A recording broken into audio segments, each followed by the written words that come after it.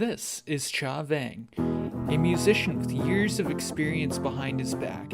He's currently playing a new style of guitar that he's been experimenting with. Cha has had a love of music for all of his life.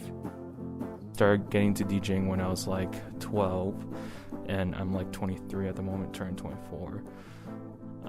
I'll let whoever's listening to just do the math right there.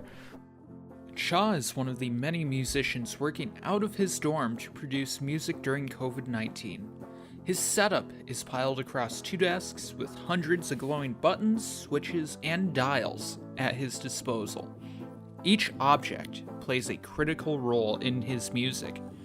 These elements all come together through ingenious editing to create his art. So what I ended up doing is I grabbed the sample, put it onto a timeline, and legit chopped it up like I was like editing a film.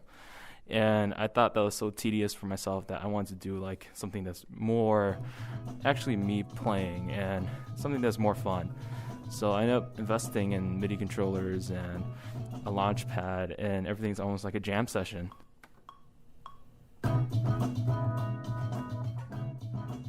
While some artists have struggled to stay together during the pandemic, Matt Tompkins of Cries Hannah credits COVID-19 for bringing his band back together after many years on hiatus. It just slowed us down to the point where we had an opportunity to just talk and actually spend some time together over Zoom and get to hang out, and then kind of spitball on what our interests are today. Cries Hannah recorded their comeback album Daydreamer entirely through home recording during 2020 and 2021.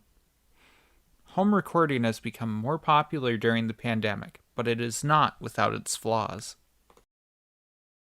When you have unlimited time almost at home, you can kind of overproduce it and overthink it.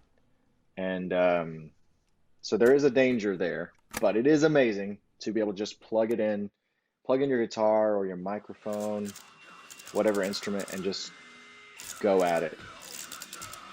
Matt hopes this technological advancement for music will bring a new wave of originality and artists that are not limited to their genre. What I'm hopeful that home recording might change is that people start to find their own sounds that don't sound exactly like everything that you hear, on Spotify or Apple Music that's within that genre, but maybe is a little bit different. While many are still struggling during these dark times, it is inspiring to see musicians not only pulling through the darkness, but perfecting their art within it. This is Jonathan Ness for Dragon Radio.